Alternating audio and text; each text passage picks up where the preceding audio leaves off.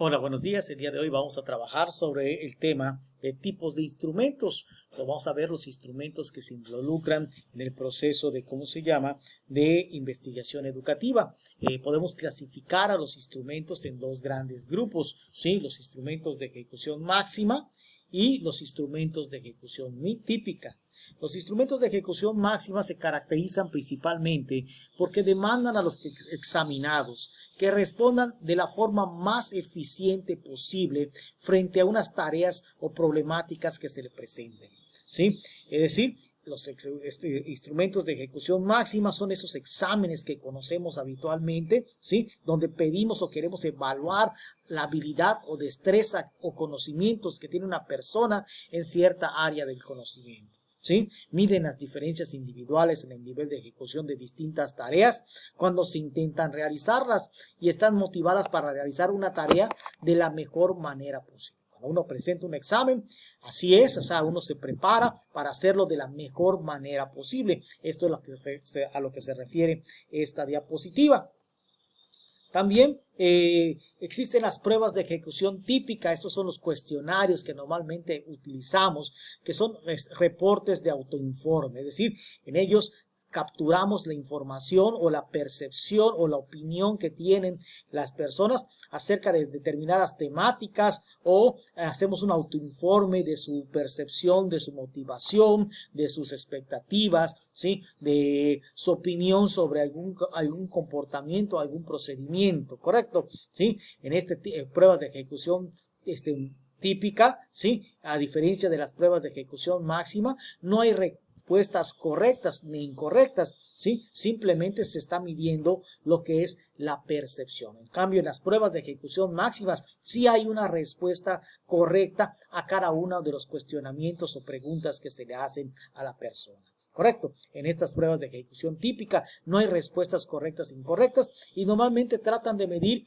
rasgos de personalidad, intereses, actitudes, así como otros constructos afectivos y motivacionales relacionados con la creencia de la autoeficacia, ¿correcto? Entre otras cuestiones. Un ejemplo de este tipo de instrumentos de ejecución típica, pues es el cuestionario que les mostré en otra presentación de clima organizacional. Ese es un ejemplo clásico de una prueba de ejecución típica, ¿sí? Vamos a hablar ahora un poquito de las características psicométricas que definen la bondad o la calidad de una prueba de ejecución máxima. Y vamos a ver, ¿sí?, que entre esas características está el índice de dificultad. El índice de dificultad es una medida que se calcula muy fácilmente, dividiendo el número de personas que contestaron correctamente el reactivo entre el número total de personas que lo contestaron. ¿Ok? Entonces se divide a las personas que contestaron correctamente entre el número total de personas que contestaron el reactivo, sin importar que lo hayan hecho correcta o incorrectamente. ¿Ok? Así se calcula el índice de dificultad. ¿Para qué nos sirve el índice de dificultad? El índice de dificultad nos puede servir para medir la complejidad de la habilidad que estamos midiendo, el logro individual o el logro colectivo del grupo, además de que nos permite comparar dos reactivos en cuanto a su calidad para medir una misma habilidad, cuál es mejor que el otro. Para eso nos puede servir el índice de dificultad. Pero dependiendo del valor del índice de dificultad va a ser la calidad que está mostrando el reactivo. Hay reactivos muy difíciles, reactivos óptimos, reactivos ligeramente fáciles y reactivos muy fáciles. Si la puntuación o el índice de dificultad está entre 0 y 0.49, decimos que el reactivo es muy difícil, ¿sí? Si está entre 0.50 y 0.69, decimos que es óptimo. Si está entre 0.70 y 0.89, decimos que es ligeramente fácil. Y si está entre 0.90 y 1, es muy fácil. Hay que saber que los reactivos que son muy difíciles o muy fáciles no son apropiados para incluir en una prueba de desempeño, en un examen, ¿correcto? ¿Sí? ¿Por qué? Porque los reactivos muy difíciles nadie los contesta bien. Entonces no nos ayudan a medir o evaluar a los estudiantes. Lo mismo pasa con los reactivos muy fáciles. Todo el mundo los contesta bien. Sean buenos estudiantes o malos estudiantes, todos lo van a contestar bien. Entonces no nos ayuda a evaluar el desempeño de los alumnos. Entonces debemos tratar de evitar que en una prueba de ejecución máxima aparezcan reactivos muy difíciles o reactivos muy fáciles. Tienen que ser o de un nivel de dificultad óptimo o de un nivel de dificultad ligeramente fácil. ¿Ok? Otra medida importante en las pruebas de ejecución máxima es el índice de discriminación. El índice de discriminación expresa en qué medida cada ítem diferencia a los que saben más de los que saben menos. Esa es una cuestión muy importante. Si un ítem no contribuye a separar a los estudiantes de alto rendimiento de los de bajo rendimiento, ese ítem no nos está sirviendo. Tenemos que poner ítems que ayuden precisamente a ese propósito, a identificar quiénes son los que saben de los que no saben. Si un reactivo no contribuye a este propósito, es un mal reactivo y decimos que es un reactivo que no discrimina. Por lo tanto, su índice de discriminación debe ser bajo. ¿Ok? En la medida que el índice de discriminación es mayor, pues mayor es su capacidad de discriminar y entonces mejor contribuye a identificar a los que saben de los que no saben. Y esos son los reactivos que debemos incluir en nuestras pruebas. ¿Ok?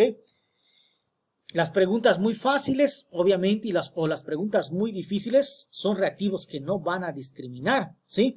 ¿Sí? Ya que todos los contestan bien o todos los contestan mal. Entonces no ayudan a separar entre los que saben y los que no saben.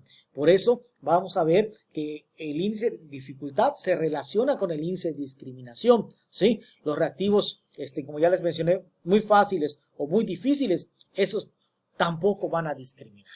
¿Ok? Muy bien. Esta es la fórmula con la que se calcula el índice de discriminación que así a primera vista pudiera asustar, pero pues no tiene nada de complicado. Voy a describir cada uno de los elementos que aparecen en la fórmula. El DI representa el índice de discriminación del reactivo I. GA es el número de personas que contestan correctamente el reactivo, pero en el grupo de alto rendimiento. GB, ¿qué va a ser? El número de personas que contestan correctamente el reactivo, pero en el grupo de los de bajo rendimiento. Y N más, que es el número de personas en el grupo más grande. Es decir, ¿sí? Averiguamos el tamaño de los de alto rendimiento y averiguamos el tamaño del grupo de los de bajo rendimiento. Y el que sea más grande, eso va a ser N max. ¿Correcto? Ahora, ¿cómo sabemos quiénes son los estudiantes de alto rendimiento? ¿Y cómo sabemos qué estudiantes son de bajo rendimiento? Pues van a ser de alto rendimiento aquellos cuya puntuación en la prueba esté por arriba, es decir, sea superior al percentil 73. ¿Y quiénes van a ser los estudiantes de bajo rendimiento? Aquellos cuya puntuación en la prueba sea inferior al percentil 27. Así vamos a poder identificar quiénes son los estudiantes de alto y bajo rendimiento. Muy bien, pues entonces, así como había una tabla de referencia para el índice de dificultad, aquí está la tabla de referencia para el índice de discriminación. Si el índice de discriminación es mayor a 0.39, decimos que el reactivo es excelente su capacidad de discriminación y se debe de conservar. Si está entre 0.30 y 0.39, entonces decimos que es bueno, pero tiene posibilidades de mejorar. Si está entre 0.20 y 0.29, decimos que es regular y es necesario revisarlo. Si está entre 0 y 0.20, decimos que es malo, que no discrimina, y entonces hay que descartarlo o revisarlo a profundidad. Pero si su índice de dificultad es negativo, entonces decimos que es pésimo y definitivamente lo debemos de descartar. ¿Ok? Bueno, muy bien, pues ya tenemos los preliminares para poder hacer el cálculo, ¿sí? De pues estas medidas que son importantes en los instrumentos de ejecución máxima para determinar la calidad del instrumento, ¿sí? Y vamos a hacerlo en estos dos, en esta base de datos que se llama comprensión gráfica y con el instrumento correspondiente que también se llama comprensión gráfica. ¿Ok?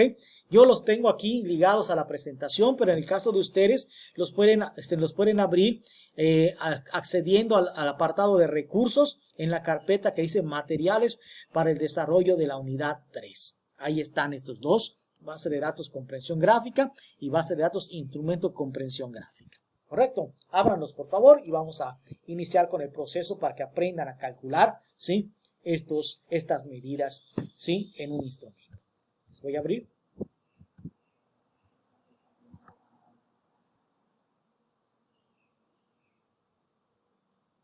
Abrimos la base de datos, se está abriendo el SPSS que contiene la base de datos y aquí está la base de datos, ¿sí? Estas son las respuestas, ¿sí? Y vamos a abrir ahora, ¿sí?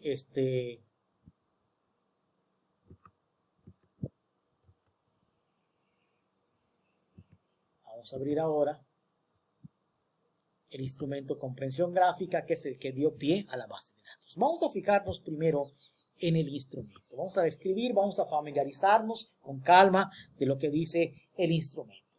Este instrumento de comprensión gráfica fue un instrumento que se utilizó en un trabajo de tesis de maestría, ¿sí? Que trabajó con niños de sexto año de primaria. Se pretendía utilizar, medir la habilidad para la comprensión de gráficas de los alumnos de sexto grado de primaria. ¿Y en qué consiste el instrumento? Pues eran 7 gráficas, ¿sí? Y por cada gráfica se le hacían 6 preguntas al estudiante, ¿correcto? Esas 6 preguntas, según la persona que diseñó el instrumento, tenían diferente grado de dificultad. Las 2 primeras, es decir, la 1 y la 2 la pregunta 1 y 2 de cada gráfica, eran de nivel de dificultad 1. La 3 y la 4, la pregunta 3 y 4 de cada gráfica eran de nivel de dificultad 2 y las preguntas 5 y 6 eran de nivel de dificultad 3. ¿Ok? Así fue como la persona diseñó su instrumento. Según él, las 2 primeras eran las más facilitas. Las 2 siguientes eran de dificultad intermedia y las 2 últimas de cada gráfica, preguntas de cada gráfica, pues eran las más difíciles, ¿correcto? Vamos a ver cómo era más o menos el esquema de las gráficas. Dice, en el año 2006 se realizó el conteo de la población que habita en 4 municipios del estado de Yucatán. Los resultados se presentan en la siguiente gráfica. Y aquí está la gráfica, donde aparecen muñecos grandes y unos muñecos más pequeños, donde un muñeco grande vale 10,000 y un muñeco pequeño, vale 1,000. Y aquí vienen las preguntas. De acuerdo a la gráfica 1, responde las siguientes preguntas. ¿Cuántas personas viven actualmente en Ticul?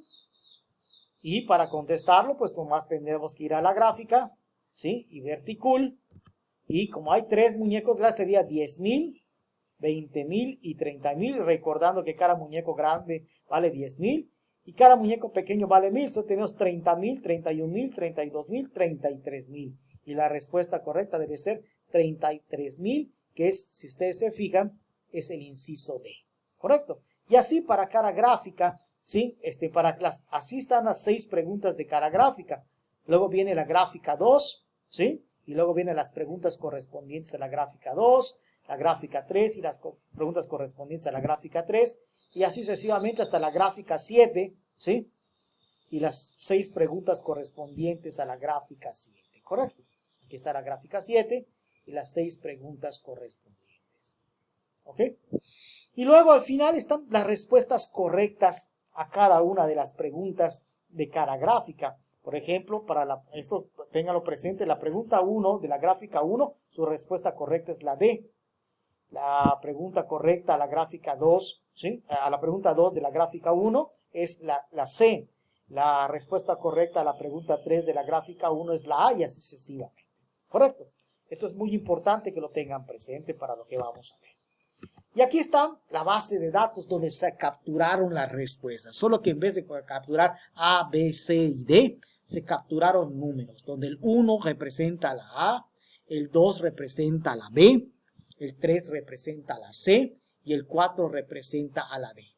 Vean aquí que esta es la primera pregunta. ¿Cómo se entiende este nombre? Nomás para que vayan agarrando contexto.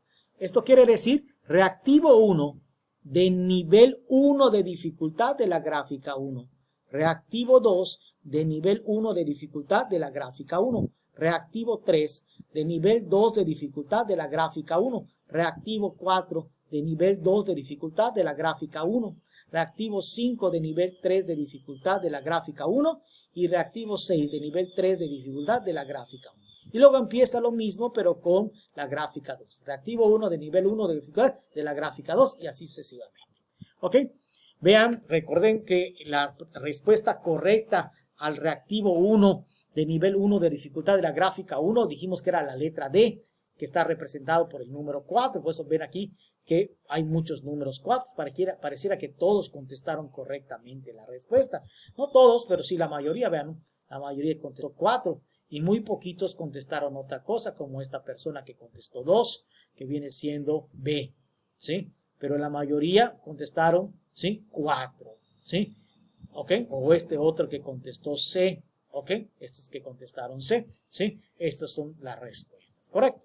Solamente que esta forma, como están capturadas las respuestas a las preguntas de cara gráfica, pues no nos ayuda a calcular el índice de discriminación. Nosotros tenemos que, para calcular el índice de discriminación, tenemos que saber cuántos contestaron correctamente y cuántos contestaron en total el reactivo. ¿Cómo hacemos eso?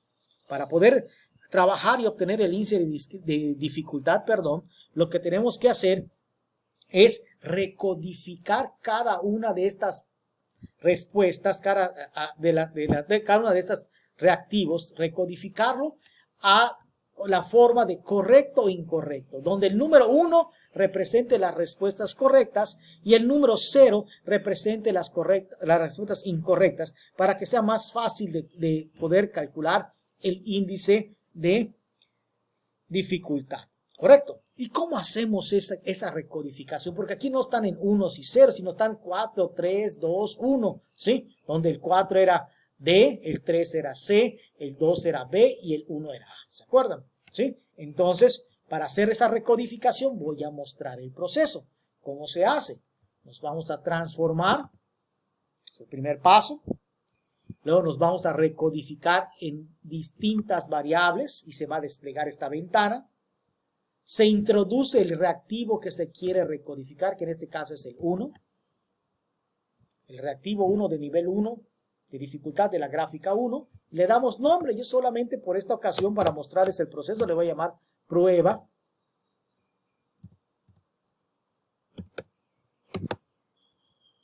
Prueba 1, gráfica 1. Prueba de reactivo 1, gráfica 1. Gráfica 1, ¿correcto? Y le doy cambiar. Y después de darle cambiar me voy a valores antiguos y nuevos. Y la respuesta correcta, que era la D, ¿se acuerdan que la primera pregunta, la respuesta correcta es la D? Aquí se los muestro nuevamente. La respuesta correcta a la pregunta 1 es la D, ¿sí? Que es el número 4, ¿sí? Que es el número 4, ¿sí? Pues este número 4, ¿sí? Que es la respuesta correcta D, vamos a querer que se vuelva 1, porque ahora los unos van a dar la respuesta correcta y le doy a añadir, y todos los demás van a ser 0, que son respuestas incorrectas. Le doy continuar y le doy aceptar, y ya tengo, a esto le doy cerrar, y lo interesante es que aquí en la base de datos ya se recodificó dicha variable, ya estamos con unos y con ceros, ¿correcto? Donde los unos quiere decir que la persona contestó correctamente y los ceros que contestó de manera incorrecta, ¿sí? ¿Se acuerdan que este 1 era en realidad un 4, así, que significaba D en la variable original? Vamos a verlo, ¿sí? Ese 1 que estaba allá está representado en la variable original con un 4. Vamos a verlo. Aquí está. Este es el 4 del que les hablo. Y una respuesta incorrecta, por ejemplo, que no es 4, que no es D, como esta que les voy a mostrar, esta que es 2, ¿sí? Que es incorrecta, pues debe estar representado en esa variable que generamos como un 0. Vamos a checarlo, ¿sí? Vamos hasta el final y debe estar en esa casilla, pues un 0, que quiere decir que es una respuesta incorrecta. Aquí está el 0. ¿Ok? Entonces, así como recodifiqué esta, vamos a hacer un ejemplo más para que vean nuevamente, por si no les quedó claro. ¿A dónde me voy primero? A transformar. Luego a recodificar en distintas variables. En este caso le doy restablecer para que se borre el proceso anterior y meto la segunda pregunta que quiero recodificar, que es la reactivo 2 de nivel 1 de dificultad de la gráfica 1. Le doy nombre. Le doy nombre y le voy a llamar prueba 2, gráfica 1. Le doy cambiar, le voy a valores antiguos y nuevos. Y si ustedes recuerdan, la respuesta correcta de la número 2 es la C. Es decir, el número 3 es el que ahora se tiene que convertir en 1. ¿Sí? Y entonces lo hacemos. El número 3 se convierte en 1 y todos los demás se van a, pero número 3 se convierte en 1, número 3 se convierte en 1 y le doy a añadir, y todos los demás se convierten en ceros y le doy a añadir. Continuar y aceptar. Ya acuérdense que le damos cerrar acá, y esto es la segunda variable recodificada. Y así lo tendríamos que hacer con todas las preguntas de las 7 gráficas. Recuerden que son 7 gráficas y son 6 preguntas por cada gráfica. Por lo tanto, este procedimiento lo tendría que hacer con los 42 ítems, ¿sí?, que tiene el instrumento. Pero bueno, aquí como en los programas de cocina que pasan en la tele, les muestro los ingredientes, les muestro cómo empezar a hacer el guiso y ahora ya les doy, ¿sí?, el platillo terminado. Aquí yo ya tengo hecho por cuestiones de tiempo, ¿sí?, la recodificación de los 42 ítems, ¿sí? Ya están como unos y ceros, donde el 1 es correcto y el 0 es incorrecto. Son los 42, veanlo, vamos a contarlos. 1, 2, 3, 4, 5, 6, 7, 8, 9, 10, 11, 12, 13, 14, 15, 16, 17, 18, 19, 20, 21, 22, 23, 24, 25, 26, 27, 28, 29, 30, 31, 32, 33, 34, 35, 36, 37, 38, 39, 40, 41, 42. Esa es la última. Es la pregunta 6 del nivel 3 de dificultad de la gráfica 7. Y ahora las dos que nosotros hicimos de muestra. Estas dos de muestra las voy a borrar porque solo sirvieron para que ustedes vean cómo se hace el proceso de recodificación. Muy bien, pues ya que tenemos nuestras variables recodificadas, las 42 variables recodificadas, ¿cómo procedemos para poder calcular el índice de dificultad? Pues muy sencillo. El primer paso es analizar. Después nos vamos, ¿sí?, a donde dice, después de analizar, estadísticos descriptivos.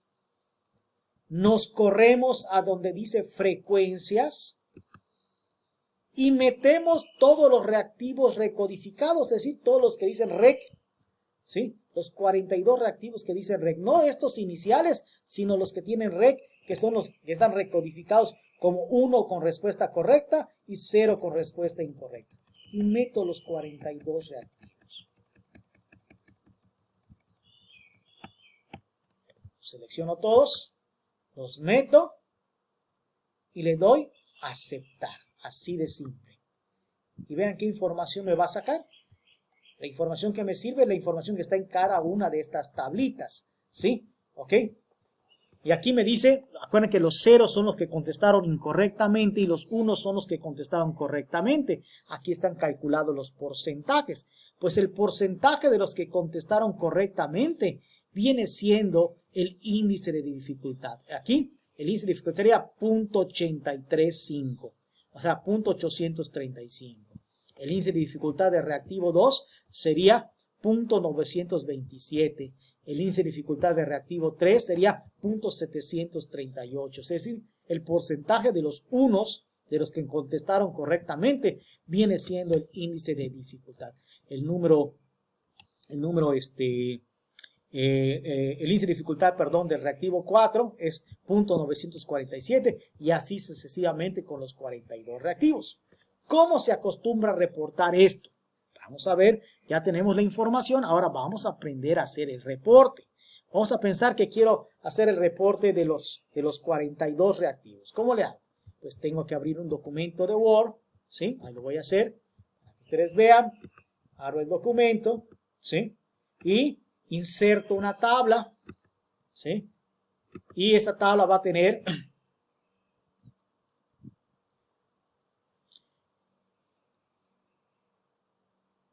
tres columnas y 42 filas en realidad, ¿correcto? 43 filas porque una va a ser para los títulos, los encabezados. Le doy a autoajustar y aquí va a ir el ítem, el número de ítem. Aquí va a ser el índice de dificultad. Y aquí va a ir el estatus que tiene este ítem de acuerdo a su índice de dificultad. Estatus. Le damos vamos a llamar. Y le voy a dar autoajustar a la ventana. ¿Cómo hago esto? Me voy aquí a presentación. Le doy autoajustar a la ventana para que ocupe todo el ancho de la página. Y aquí voy a poner los números de los ítems. 1, 2, 3, 4, 5, 6, 7, 8, 9. Voy a llegar hasta el 10 nomás, pero así sería hasta el 42, ¿correcto? ¿Sí? Aquí voy a colocar los índices de dificultad que calculamos. Y aquí voy a colocar el estatus, ¿correcto? ¿Sí? Aquí lo voy a poner con negritas para que se vea bonito, ¿sí? Aquí pongo con negritas, ¿sí? Los centro, ¿ok? Y aquí vamos a poner los índices de dificultad. Entonces dijimos que el índice de dificultad para el reactivo 1 era, vamos a ver, para el reactivo 1 dijimos que era 0.835, para el reactivo 2, 0.927, 0.835, 0.927. Entonces los colgados, 0.835, 0.927. Y así sucesivamente voy colocando todos los índices, ¿sí?, de dificultad. Aquí va a ser 0.835, 0.927 y así. Voy a poner unos cuantos más. No los voy a hacer todos por cuestiones de tiempo, ¿sí? Y aquí está el siguiente, será 0.738 y 0.947. 0.738 y 0.947. Entonces lo hacemos 0.738 y 0.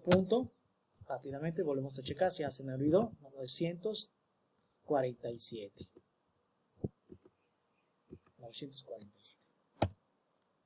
Y así. Y entonces, ¿cómo determino el estatus? Pues para determinar el estatus tenemos que ir a la presentación y fijarnos de cómo estaban los índices de dificultad, ¿sí?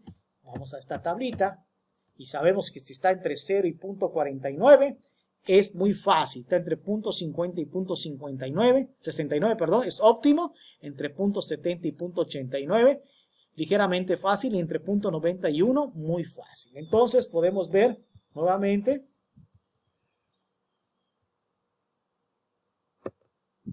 Podemos ver, ¿sí?, nuevamente en la tabla, ¿cómo lo pondríamos? 0.835 sería muy fácil, ¿verdad? De acuerdo a lo que dice la tabla, ¿sí? ¿Ok? El siguiente sería también muy fácil, ¿verdad? El siguiente sería, ¿sí?, ligeramente fácil. Y el siguiente sería nuevamente muy fácil. Y así, con los 42 reactivos, completaría la tabla y haría el reporte del índice de dificultad de los reactivos del instrumento. ¿Hasta aquí está claro? Bueno, pues muy bien. Ya tienen el procedimiento para calcular el índice de dificultad. Ahora vamos a ver, ¿sí?, cómo calcular el índice de discriminación. Esto es un poquito más complejo, pero igualmente, pues no es gran cosa. Vamos a ver, ¿sí? Vamos a ver cómo calcular el índice de discriminación. Para calcular el índice de discriminación, lo que tenemos que hacer, ¿sí?, es lo siguiente. Vamos a la base de datos nuevamente, ¿sí? Vamos a cerrar este resultado del índice de dificultad que ya no nos sirve. Decimos que no lo queremos guardar y regresamos a la base de datos. Esta es la base de datos, ¿sí? Y siempre vamos a capturar, a trabajar con todos los reactivos recodificados. Lo primero que tenemos que hacer es sumar todos los reactivos. ¿Cómo realizo la suma de todos los reactivos? Bueno, pues para realizar la suma de todos los reactivos, lo vamos a hacer de la siguiente manera, ¿sí?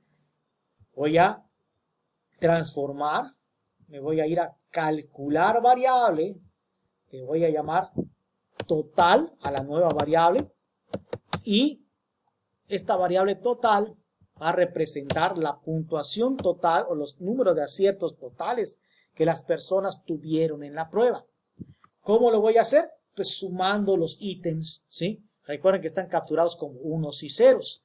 Entonces, mientras más Por ejemplo, si el total tiene capturado un 20, quiere decir que esa persona tuvo 20 aciertos, porque fueron la suma de 20 unos, de donde salió el 20, ¿correcto? Donde cada uno representa una respuesta correcta. Y los ceros, obviamente, representan respuestas incorrectas. ¿Cómo hago la suma?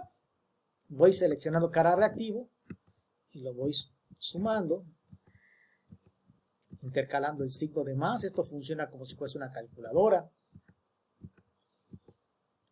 Y así voy sumando todos los reactivos. Un poquito lento, pero pues este es el proceso.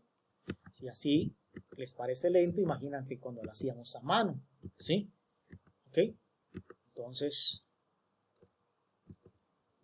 seguimos con todos los reactivos. Sumar los 42 reactivos recodificados, es decir, los que están capturados como unos y ceros.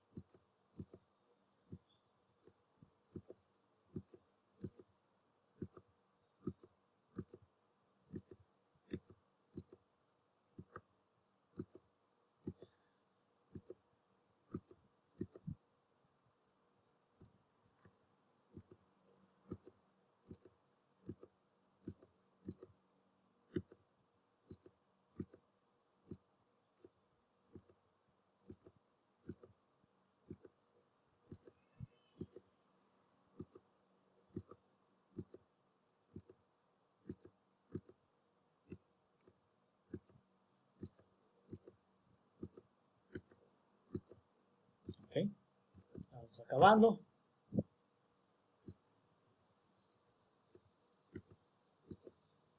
Tedioso, pero facilito. Al final de cuentas, solo es ir agregando y ir intercalando el signo de más, sumando todos los ítems. ¿Ok? Una vez que yo termine de hacer la suma, le voy a dar a aceptar y se va a generar esa variable que se va a llamar total, que va a contener pues el número total de aciertos de cada persona. Ahí está el último. Llegamos al último, le doy a aceptar. ¿Y qué es lo que sucede? A esto le doy cerrar, ¿sí? Y lo que interesa es que ya se genera una nueva columna donde están los totales, ¿correcto? Donde el número que aparece aquí representa el número de aciertos que tuvo la persona 1, ese es el número de aciertos que tuvo la persona 2 y así sucesivamente, ¿correcto? ¿Sí? ¿Ok? Entonces, ¿sí? Estos son los números de aciertos que tuvo cada persona y ahora se recuerdan que para calcular el índice de discriminación se hablaba de un GA, de un GB. ¿Qué era GA? El número de personas que contestaron correctamente el reactivo en el grupo de alto rendimiento, y que era GB, el número de personas que contestaron correctamente el reactivo en el grupo de bajo rendimiento. Entonces, ¿quiénes eran los de alto rendimiento? Aquellos cuyas puntuaciones estaban por arriba del percentil 73. ¿Y quiénes eran los de bajo rendimiento? Aquellos cuyas puntuaciones estaban por debajo, ¿sí?, del percentil 27. ¿Correcto? Esos eran los de alto y los de bajo rendimiento. Bueno, pues vamos a calcular esos percentiles para saber cómo identificar al grupo de alto rendimiento y al grupo de bajo rendimiento. ¿Cómo se calculan esos percentiles? Para calcular los percentiles me voy a analizar estadísticos descriptivos, frecuencias, le doy restablecer para que se borre el proceso anterior, ¿sí? Y meto la variable que quiero, a la que le quiero calcular los percentiles, que es el total. La meto y aquí en estadísticos le doy clic y pido los percentiles. ¿Qué percentiles me interesan? El 73, le doy a añadir, y el 27, y le doy, perdón, el 73 y el 27. 27, y le doy a añadir. ¿Sí? ¿Ok? Esos son los dos percentiles. Le doy continuar y le doy a aceptar, y ahí viene el valor de los percentiles. El percentil 27 es 25 y el percentil 73 es 33. Y con base en estos valores vamos a hacer una recodificación. ¿Cómo sacamos esa recodificación? Para sacar esa recodificación el proceso es el siguiente. Me voy a transformar, recodificar en distintas variables. Le doy restablecer para que se borre el proceso anterior y meto la variable total, que es la que quiero recodificar. Y le doy nombre. Le voy a llamar status. ¿Ok? Le doy cambiar. ¿Sí? Le doy clic a valores antiguos y nuevos. Y voy a usar estas opciones de recodificación. ¿Sí? Voy a activar la de rango inferior, que significa en realidad, ¿sí?, menor o igual que. Es decir, los que tienen puntuaciones menores o iguales que el percentil 27, que fue 25. Recuerden, aquí está el 25. Esto valió el percentil. Vamos a verlo. Que me permita, aquí está el 25, valió el percentil 27. Pues a esos les voy a decir que me los identifique con un 1, y todos los que tengan 1 en la variable status van a ser personas, ¿sí?, de bajo rendimiento. Y luego voy a usar la opción rango valor hasta superior, ¿sí?, que en realidad significa mayor que, y ahí voy a poner lo que valió el percentil 73, que fue 33, ¿correcto? Y a eso les voy a pedir que me los identifique con el número 2 y le doy a añadir. Le doy continuar y le doy a aceptar, y se va a formar una nueva variable en la base de datos, que es esta, donde solo aparecen 2 y aparecen 1. Donde los 2 son los que son de alto rendimiento y los 1 son los de bajo rendimiento, ¿sí? Y hay unos que están vacíos, que son personas que no son ni de alto ni de bajo rendimiento, ¿sí? ¿Ok?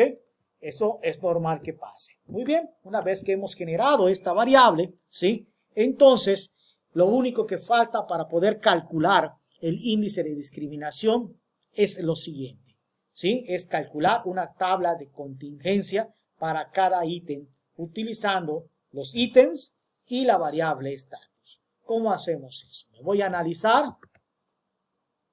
me voy a estadísticos descriptivos, me voy a tablas cruzadas o tablas de contingencia, o los que tienen el programa en inglés, CRUTabs. Selecciono esta opción y meto en las filas a todos los reactivos, en las filas, a todos los reactivos recodificados, es decir, los que dicen rec. Todos estos 42 los voy a seleccionar y los voy a meter, ¿sí?, aquí en filas. Y en columnas voy a meter la variable status. ¿Ok? Y le doy a aceptar. Y aquí viene la información que me interesa. La información que me interesa es a partir de esta tabla, ¿correcto? ¿Sí? Donde los ceros son los que contestaron erróneamente en el grupo de alto rendimiento, ¿sí?, que fueron en total 30. Los unos, recuerden que son los de alto rendimiento, y los dos son los de, los unos son los de bajo rendimiento y los dos son los de alto rendimiento. Entonces, este 30, ¿qué representa? Las personas que contestaron incorrectamente en el grupo de bajo rendimiento. Y este 1 de aquí son las personas que contestaron incorrectamente en el grupo de alto rendimiento. Este 31, ¿qué es? Las que contestaron correctamente en el grupo de bajo rendimiento. Y este 57, ¿qué es? Las personas que contestaron correctamente, pero en el grupo de alto rendimiento. Es decir, este 57 sería el GA, es decir, el número de personas que contestan correctamente en el grupo de alto rendimiento, esto es GA. Y este sería GB, el número de personas que contestaron correctamente en el grupo de alto rendimiento. ¿Y quién sería NMAX? El tamaño de los grupos de alto o de bajo rendimiento. ¿Cuántos hay de bajo rendimiento? 61. ¿Cuántos hay de alto rendimiento? 58. Entonces, ¿cuál va a ser NMAX? El más grande de estos dos, que sería 61. Entonces, ¿cómo calculamos el índice de dificultad? Pues es GA, que es 57, menos GB, que es 31, entre NMAX, que es 61. Entonces vamos a hacer la operación para que todos vean cuál es el resultado. Sería 57 menos 31 entre 61. Y el valor es 0.426 y eso lo reporta en una tabla como la anterior, ¿sí? Solo que ahora va a ser ítem, índice de discriminación. Le voy a cambiar el letrero.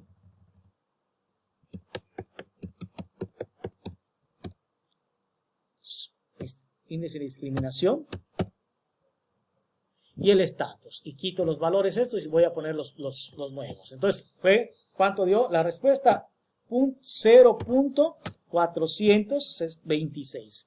426 con 3 decimales. Hacemos el siguiente, ¿sí? Para que veamos cómo es el proceso, ¿sí? Lo mismo, checo. ¿Quién es GA? Esto es 50. ¿Quién es GA? Este es 57. ¿Quién es GB? Este 47. ¿Y quién es NMAX? Este 61. Entonces va a ser 57 menos 47 entre 61. Hacemos la operación.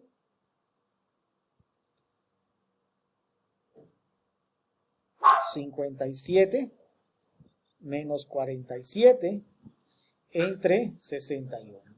¿Ok? Y esto da 0.163. ¿Sí? Y lo colocamos en la tabla. 0.163. Y vamos al siguiente, ¿sí?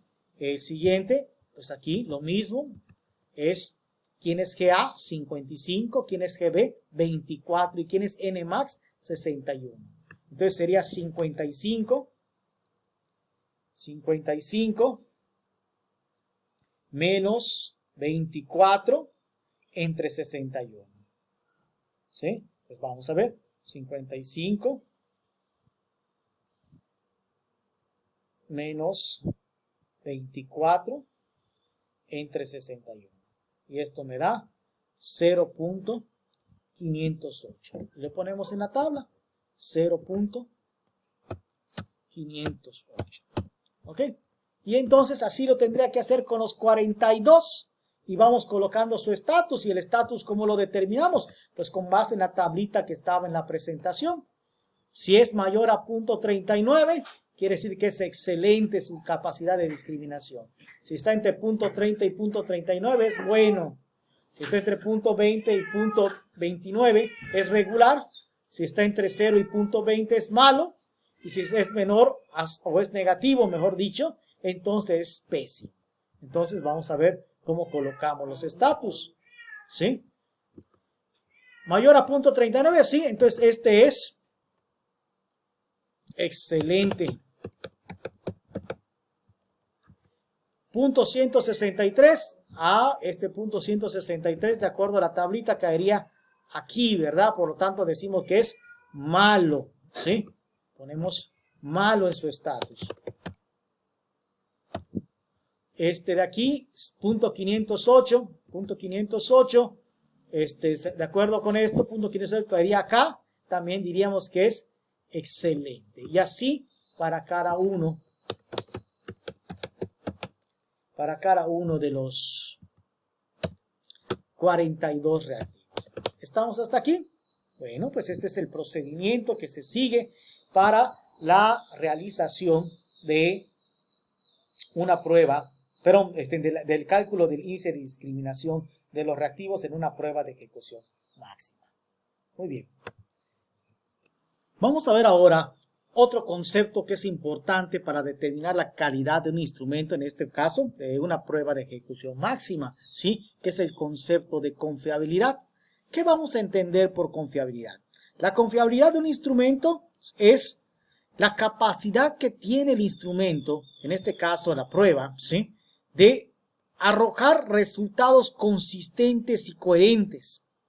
En términos más coloquiales, es la capacidad que tiene un examen o una prueba de producir resultados similares cuando se aplica a una misma población o a poblaciones similares. ¿Correcto? Esto es la confiabilidad.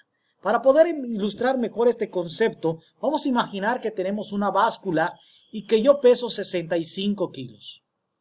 Si me subo a la báscula y registra 65.7, me bajo y vuelvo a subir a la báscula y marca ahora 64.3. Me bajo y subo a la báscula y vuelve a marcar ahora 66.4, ¿sí? Esa báscula es confiable. No, no es confiable porque ustedes recuerdan, ¿sí? Yo peso 65 kilos y marcó diferentes resultados cuando se aplicó a una misma persona. Entonces no es confiable. ¿Cuándo sería confiable la báscula? Por ejemplo, si yo peso 65 kilos, ¿sí? Y me subo una báscula y marca 66 kilos. Me bajo y vuelvo a subir y vuelve a marcar 66. Me bajo y vuelvo a subir y vuelve a marcar 66. Entonces, esa báscula es precisa. Precisa no es, igual que la anterior, no es precisa porque no está dando mi peso, que es 65. Ahora, esta última báscula que mencioné, que marcó 3 veces 66 cuando me subí, cuando yo peso 65, ¿es confiable? Sí, sí es confiable porque está dando siempre la misma medición. ¿Es confiable? Sí. ¿Es precisa? No. Porque yo peso 65 y está marcando 66. Pero cada vez que me subo, marca los 66. Por eso es confiable. Ese es el concepto de confiabilidad. Que un instrumento arroje los mismos resultados o resultados similares cuando se aplica a una misma población o a poblaciones similares. ¿Ok? Bueno, continuamos con esto. Entonces,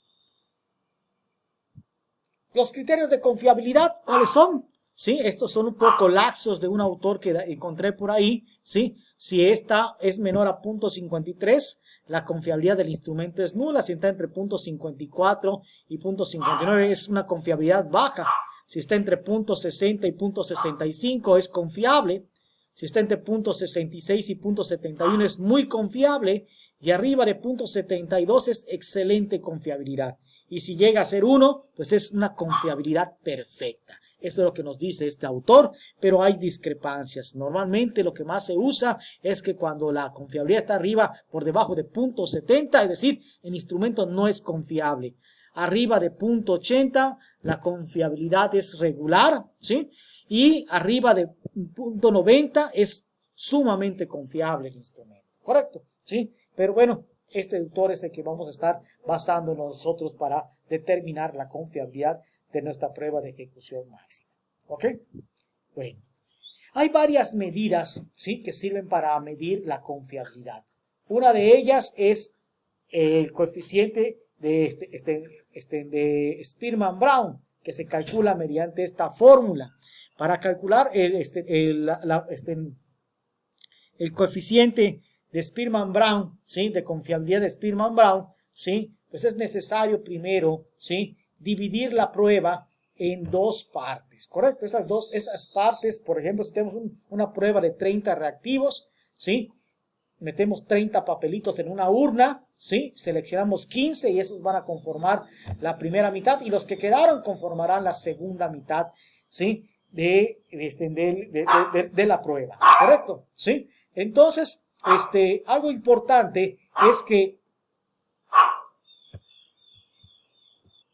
¿cómo calculamos el coeficiente de Spearman-Brown para medir la confiabilidad? Bueno, primero, como ya les dije, una vez que hemos dividido ya la prueba en dos partes, que para efectos de mostrar en esta clase, lo que vamos a hacer es tomar los números impares, los reactivos impares para una mitad y los reactivos pares para otra mitad, pero en realidad eso se tiene que hacer de manera, ¿sí?, de manera aleatoria, ¿no? Pero solamente por cuestiones prácticas de esta clase, entonces vamos a hacerlo, ¿sí?, tomando los reactivos impares para una mitad y los reactivos pares para la segunda mitad, ¿ok? Bueno, vamos a ver. Y una vez que hemos dividido la prueba, pues tenemos que calcular la suma de los reactivos impares y la suma de los reactivos pares, ¿sí? Y después correlacionarlos a través del coeficiente de correlación de Pearson. Y una vez que hemos obtenido este valor del coeficiente de correlación de Pearson, sustituirlo en esta fórmula y esto nos va a dar el coeficiente de Spearman-Brown. Y entonces comparar nuestro resultado con los de la tabla y poder determinar la, ¿cómo se llama?, pues la confiabilidad de nuestro instrumento. ¿Cómo le hacemos entonces? Vamos a ver, ¿sí? Vamos a ver esto, cómo se haría. Vamos a ir nuevamente a la base de datos, ¿sí?, donde tenemos, ¿cómo se llama? Los reactivos ya recodificados, y vamos a hacer la suma, ¿sí? Primero, de los reactivos impares. Vamos a suponer que en la primera mitad quedaron todos los reactivos impares y en la segunda mitad quedaron todos los reactivos pares. Recuerden que son 42 reactivos en total. Entonces, ¿cómo le voy a hacer? Me voy a transformar, calcular variable, le doy restablecer, mitad 1, y voy sumando, ¿sí? El 1 más el 3 más el 5 más el 1 nuevamente más el 3, puro impar estoy sumando acá, más el 5, deben ser 21 en total, ¿sí? Más el 1 más el 3 más el 5 más el 1, ya estamos en la gráfica 4, más el 3 más el 5 más el 1 de la gráfica 5 más el 3 de la gráfica 5, ¿sí? Más el 5 de la gráfica 5 más el 1 de la gráfica 6 más el 3 de la gráfica 6 más el 5 de la gráfica 6, y ya vamos a la última gráfica, que es la 7, más el 1 de la gráfica 7, más el 3 de la gráfica 7, más el 5 de la gráfica 7. Y obtenemos esta parte que le estoy llamando mitad 1, ¿correcto? Aquí está, pueden verlo en la base de datos, ya tenemos nuestra variable que se llama mitad 1. Lo mismo vamos a hacer, pero ahora sumando los pares de cada gráfica, los reactivos pares de cada gráfica, ¿sí? Es decir, el 2, el 4 y el 6 de cada gráfica. Lo mismo, transformar, calcular variable, restablecer, y llamo mitad 2. Y voy sumando, pero de los recodificados. No se vayan a confundir, recuerden que es de los recodificados. El 2 más el 4 más el 6 más el 2 más el 4 más el 6 más el 2 más el 4 más el 6, otra vez el 2, luego el 4, luego el 6, luego el 2, el 4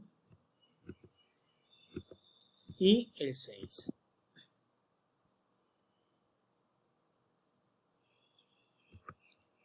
Nuevamente ya vamos a la sexta gráfica, el 2 nuevamente, el 4,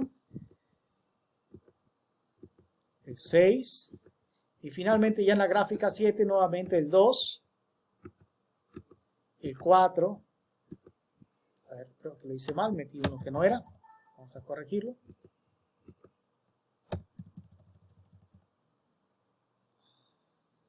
Igual aquí me confundí.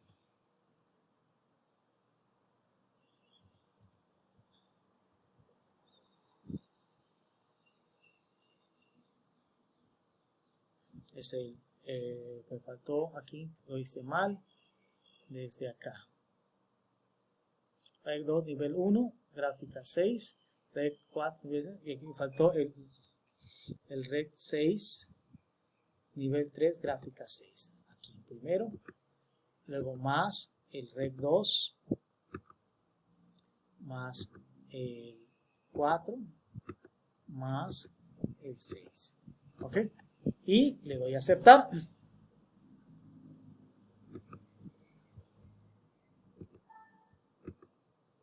Y ya tenemos nuestra segunda mitad.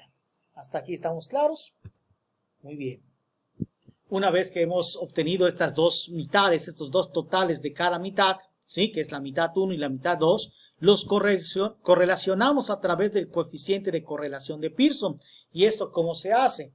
Muy sencillo, me voy a analizar estadísticos descriptivos, ¿sí? Frecuencias, ¿sí?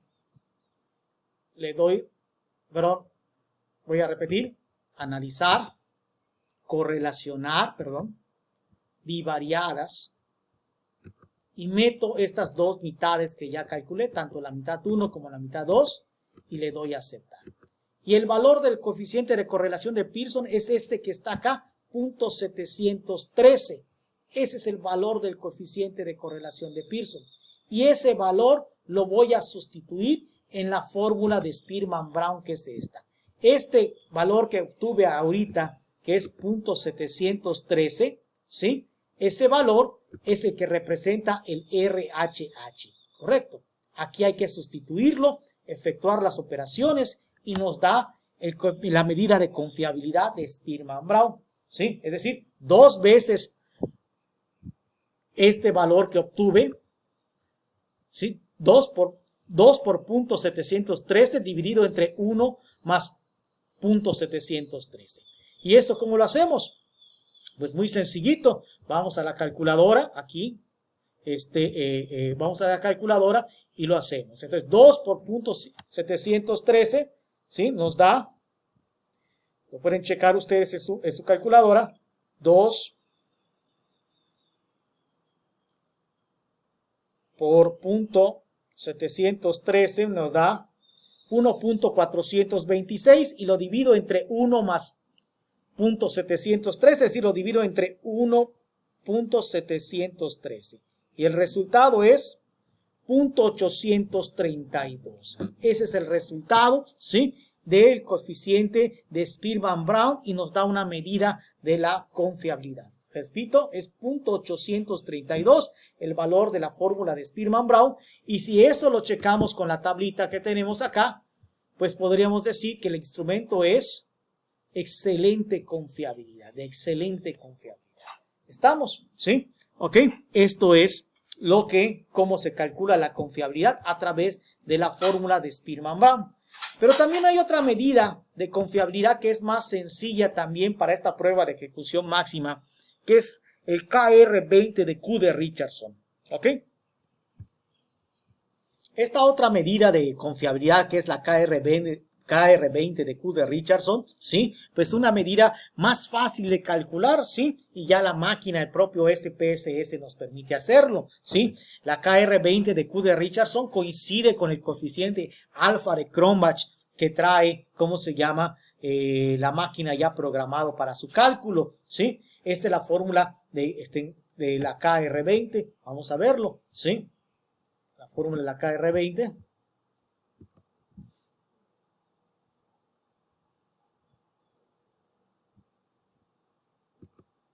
Muy bien. Esta es la fórmula de la KR20, ¿sí? Para el cálculo de del coeficiente de confiabilidad Q de Richardson. ¿Ok?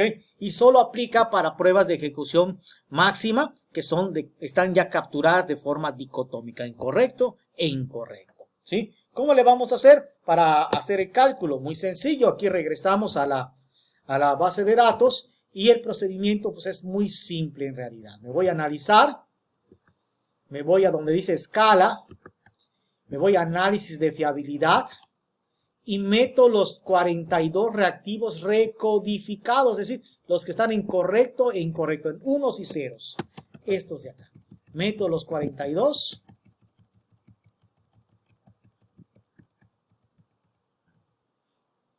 Aquí. Los meto y le doy a aceptar.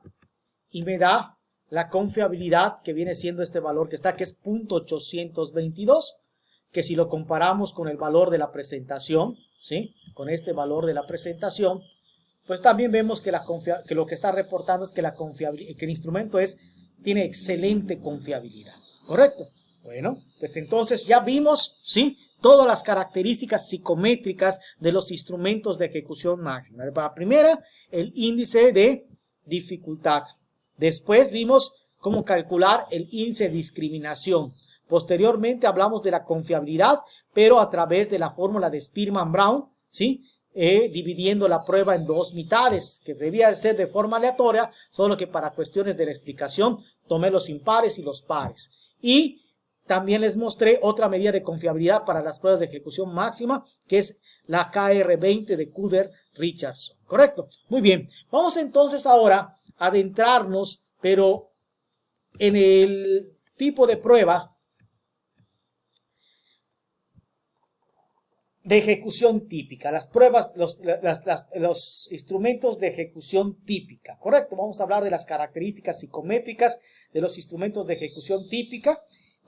Podemos cerrar ya, ¿cómo se llama? Las bases de datos anteriores ya no nos van a servir, ¿sí? Y vamos a, ¿cómo se llama? A calcular ahorita lo que son las medidas psicométricas, pero de las pruebas de ejecución típica. Ya estamos terminando, jóvenes, ¿sí? Bueno. La primera es la prueba de discriminación de reactivo. Ya aquí no se habla de un índice de discriminación como en las pruebas de ejecución máxima, sino se habla de una prueba de discriminación. ¿Ok?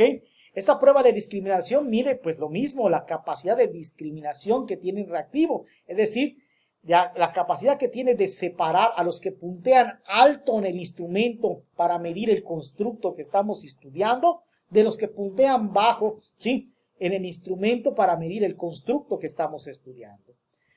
¿Qué significa para el caso de las pruebas de ejecución típica que un reactivo no discrimine? Que un reactivo no discrimine, ¿sí?, quiere decir que estamos preguntando algo que ya debemos de saber o que estamos recibiendo una respuesta socialmente deseable. ¿Correcto? Por ejemplo, si yo preguntara en un cuestionario dirigido a estudiantes de primaria, ¿sí?, y incluyera la pregunta, ¿tienes relaciones sexuales? Pues obviamente todos van a contestar que no, ¿sí?, a esa pregunta. ¿Por qué? Porque pues a esa edad de la primaria no han empezado su vida sexual, ¿sí? Pero eso yo ya como investigador lo debería de saber y debía haber evitado poner esa pregunta. ¿Correcto? ¿Sí? Pero si a esta misma pregunta, ¿tienes relaciones sexuales?, lo incluye en un cuestionario dirigido, por ejemplo, a estudiantes de bachillerato, donde ya a esa edad ya los muchachos ya empezaron su vida sexual, es muy posible que todos también contesten que no, pero porque me están dando una respuesta socialmente deseable. Entonces, para no preguntar así y recibir respuestas socialmente deseables, es mejor preguntar, ¿tienes algún amigo que sepas que ya inició su vida sexual? Y entonces algunos van a contestar que sí y otros van a contestar que no, ¿sí? ¿Ok? Pero ese ya va a ser, y podemos inducir que si tiene amigos que ya iniciaron, pues es muy factible que él también ya haya iniciado su vida sexual. ¿Estamos? Esto es, ¿cómo se llama? Lo que significa que te den una respuesta socialmente deseable. Entonces, cuando un reactivo no discrimina, pues puede estar pasando dos cosas. O que estamos preguntando por algo que ya deberíamos de saber, o que estamos recibiendo una respuesta socialmente deseable. ¿Ok? Por lo tanto, el reactivo no sirve para el propósito de medir el constructo que estamos estudiando o evaluando. Muy bien. Otra característica de los instrumentos de ejecución típica es el concepto de confiabilidad, al igual que también en los instrumentos de ejecución máxima, y está definida de la misma manera como la definimos para los instrumentos de ejecución máxima, es decir, la capacidad de que el instrumento produzca o arroje resultados similares cuando se aplica a una misma población o a poblaciones similares, ¿correcto? Tal como lo definimos o lo conceptualizamos para el caso de las pruebas de ejecución máxima. Muy bien. Pero ¿cómo se calculan estas medidas de confiabilidad y cómo se realiza esta prueba de cómo se llama de discriminación de la que ya hablamos? Bueno, pues esto para empezar es la fórmula del alfa de Cronbach, que es muy parecida a la fórmula de la KR20 de Kuder-Richardson, ¿sí? Entonces, por eso coincide la forma de Kuder-Richardson cuando las respuestas son dicotómicas con la fórmula alfa de Cronbach, ¿sí? Entonces se calcula prácticamente de la misma manera y ahorita vamos a mostrar el proceso de cómo se realiza la prueba de ejecución, la prueba de discriminación de los reactivos y cómo se calcula también, ¿sí?, la medida de confiabilidad alfa de Cronbach. Y con eso terminaríamos ya con el proceso de validación de los instrumentos. Muy bien, entonces chequemos entonces cómo se hace este procedimiento, vamos a abrir dos bases de datos, ¿sí? Que son importantes, ¿sí? La base de datos de clima organizacional, ¿sí? Que ustedes la pueden abrir, ¿sí? Ahí en la parte de recursos, en la carpeta materiales para el desarrollo de la unidad 3. Y vamos a abrir también el instrumento correspondiente a esta base de datos, que es el instrumento de clima organizacional. ¿Ok? Ya tenemos aquí el instrumento y la base de datos con la que vamos a trabajar. Y vamos primeramente a mirar el cuestionario. Este cuestionario de clima organizacional, pues se aplicó en una tesis también de maestría que se realizó en el Centro de Estudios Superiores CTM por un estudiante de la Universidad de Mayap, ¿sí? Y pretendía medir el clima organizacional de este centro educativo, ¿sí? Que es el CTM, que está ahí por la 59, ¿sí? Podemos ver que tiene una carátula donde se explican igual pues los pormenores, el objetivo de esta investigación y los propósitos de recabar esta información a través del cuestionario. Luego viene una primera parte de datos generales, donde se preguntan cuestiones como la edad, el género, la experiencia docente, la antigüedad en la institución, el último grado académico, si trabajan en otra institución o en otra institución educativa, y los servicios con los que cuentan en el plantel, ¿sí? Quiero mencionar que la CTM pues tiene 5 facultades, que es la Facultad de Informática, la Facultad de Contaduría, la Facultad de Contaduría y Administración, la Facultad de Derecho y la Facultad de Psicología, ¿sí? Y este instrumento, después de estos 8 reactivos que están de carácter general, vienen 32 reactivos en escala tipo Likert, ¿sí? Que usa la escala nunca, rara vez, algunas veces, frecuentemente y muy frecuentemente. Esos 32 reactivos que están en escala tipo Likert se agrupan en 5 dimensiones, como podemos ver en esta tabla de especificaciones. Las dimensiones son apoyo, autoritarismo, compromiso, cooperación, frustración y intimidad, ¿sí? Y a la dimensión apoyo pertenecen los reactivos 5, 6, 22, 23, 24, 28 y 29. A la dimensión autoritarismo el 7, el 11, el 12, el 17, 18 y 30 y así sucesivamente, ¿correcto? Es importante que sepamos que en las pruebas de ejecución máxima, recordemos que no hay respuesta correcta o incorrecta. Aquí no pasa eso. Aquí se está midiendo la percepción que tienen, en este caso, los profesores acerca del clima que hay en la institución. Entonces, vamos ahora a ver la base de datos que dio pie a la que dio pie este instrumento, y aquí tenemos las preguntas, los 32 reactivos en escala tipo Likert. ¿Cómo se hace para calcular la prueba de discriminación? Muy sencillo. Lo primero que tenemos que hacer es calcular el total de las puntuaciones asignadas por los profesores a cada uno de los ítems. ¿Y cómo hacemos eso? Pues igual que anteriormente, sumando los ítems correspondientes, ¿correcto? Transformar, calcular variable, le llamo total, al igual que lo hicimos, ¿sí? En el caso de las pruebas de ejecución máxima, y voy sumando los ítems. El 1, aquí son menos, son solamente 32, bueno, no tan pocos. Voy sumando.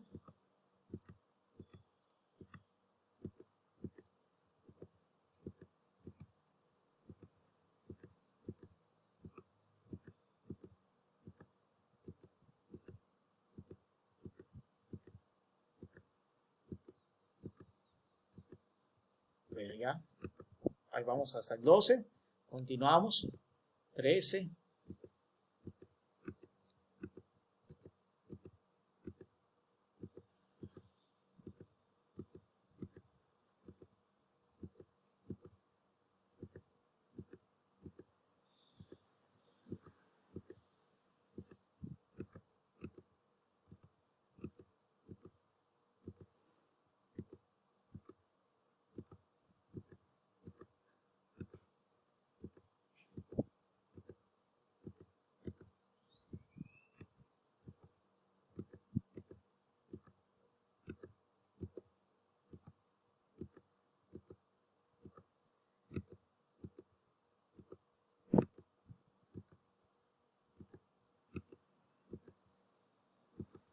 fui más rapidito porque este procedimiento ya lo habíamos visto, ¿sí? Para el caso de las pruebas de ejecución máxima, sumo todos 32 ítems y le doy a aceptar y se genera en la base de datos esta nueva variable que está al final que se llama total, ¿correcto?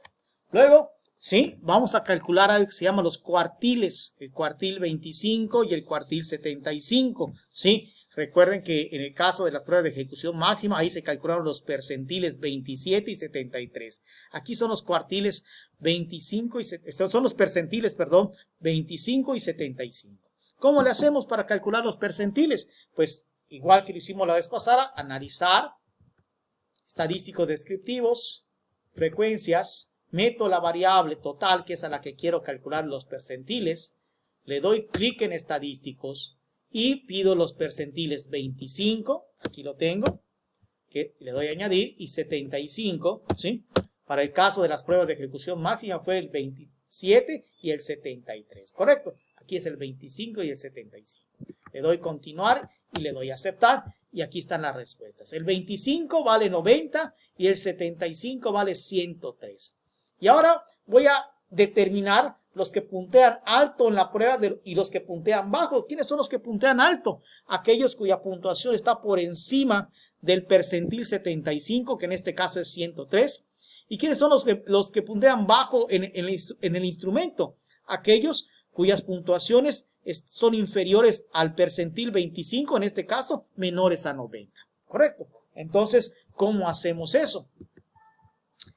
Me voy a transformar, recodificar en distintas variables, ¿sí? Y meto la variable total, le voy a dar nombre, le voy a llamar también status, como hacíamos antes, le doy cambiar, ¿sí?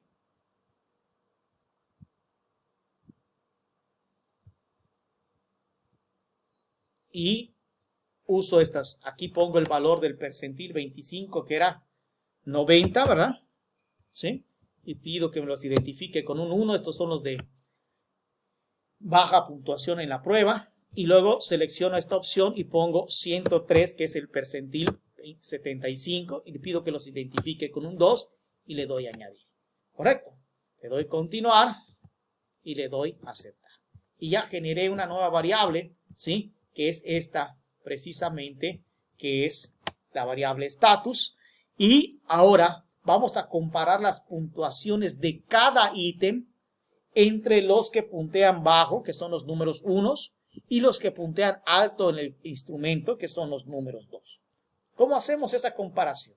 Para hacer la comparación me voy a analizar, comparar medias, prueba T para muestras independientes, meto todos los ítems, ¿sí? Todos los ítems, a partir del 1 hasta el 32, y meto en variable de agrupación la variable status. Y en definir grupo, le doy clic aquí a definir grupos y coloco las etiquetas 1 y 2, que son las etiquetas con las que se identifican los grupos que queremos comparar. Una vez que hemos hecho esto, ¿sí? Le doy a aceptar y aquí viene, ¿sí? El resultado y me va a decir qué reactivos discriminan y qué reactivos no discriminan. Para que el reactivo discrimine, tiene que pasar lo siguiente, ¿sí? Que el número de significancia sea menor a 0.05. Que el valor de significancia sig bilateral sea menor a 0.05. Eso es para que el reactivo discrimine, ¿sí? ¿Ok? Tiene que ser menor a 0.05 el valor sig bilateral. Pero ustedes verán que hay dos valores sig bilateral. ¿Cuál vamos a tomar en cuenta? Va a depender del valor del sig. Si el sig es menor a 0.05, entonces tomo el sig bilateral de abajo. Si el sig no es menor a 0.05, entonces tomo el sig bilateral de arriba. En este caso, primero, como el sig es menor a 0.05, tomo el de abajo. Y como este no es menor a 0.05, digo que el reactivo 1 no discrimina. En este otro caso, como es menor a 0.05, tomo el de abajo. Pero como es menor a 0.05, el reactivo 2 sí discrimina. En este caso, como no es menor a 0.05, tomo el de arriba. Pero como el de arriba sí es menor a 0.05, el reactivo 3 sí discrimina. Y así podemos ir checando todos. Vamos a checar el número 4.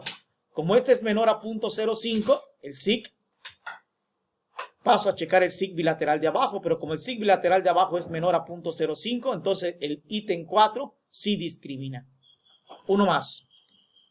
El número 5. Checo el SIG y como no es menor a 0.05, checo el SIG bilateral de arriba. Y como es menor a 0.05, quiere decir que el reactivo o ítem 5 sí discrimina. Y podrán checar, lo pueden checar todo con detenimiento y podrán ver que los únicos reactivos que no discriminan son el 1,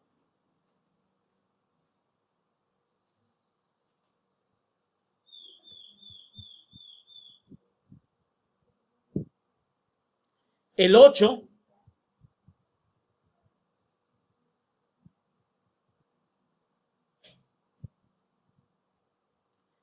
el 14,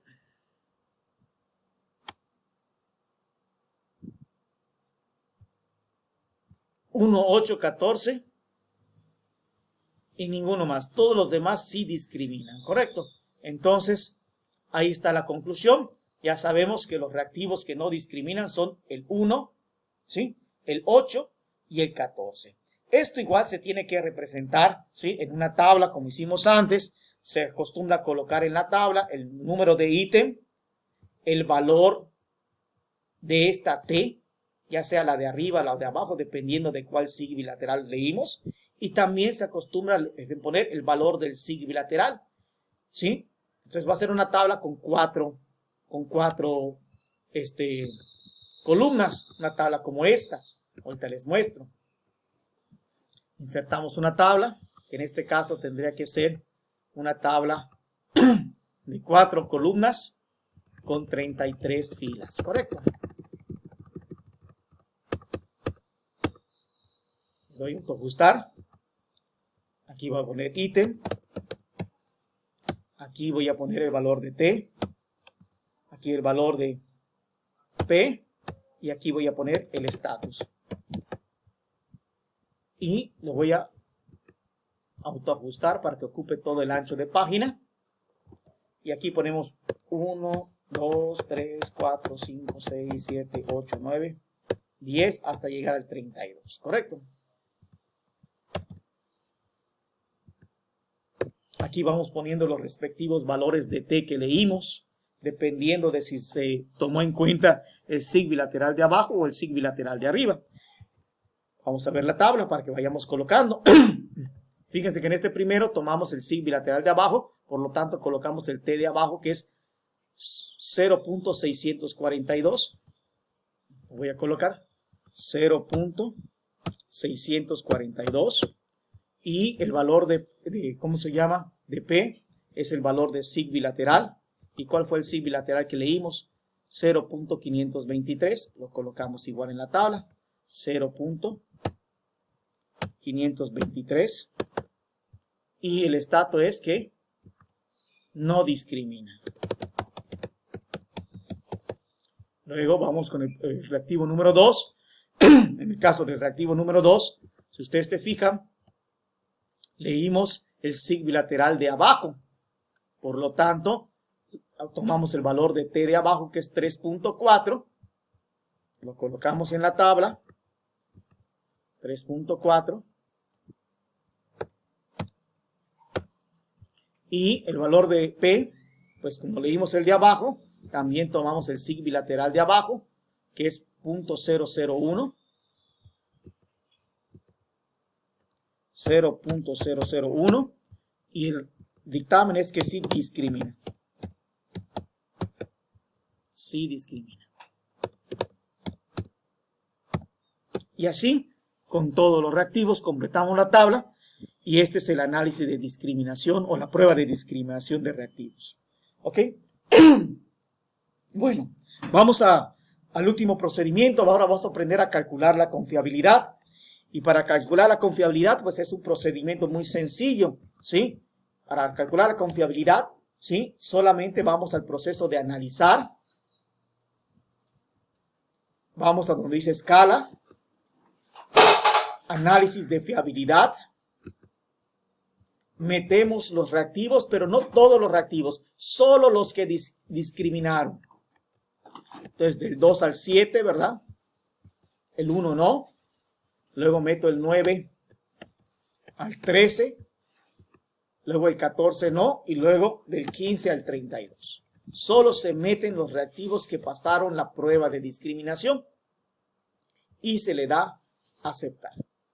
Y entonces el valor de la confiabilidad es de 0.720, ¿sí? Que de acuerdo a nuestra tablita de confiabilidad, diríamos, si regresamos a la presentación, ¿dónde está la medida de confiabilidad? 0.720 quedaría aquí en excelente confiabilidad, ¿correcto? Entonces, esto es la manera como se calcula la confiabilidad y la prueba de discriminación para una prueba de ejecución típica. Pues hasta aquí por el momento. Seguimos en contacto. Cualquier duda, pues comuníquense conmigo. Gracias.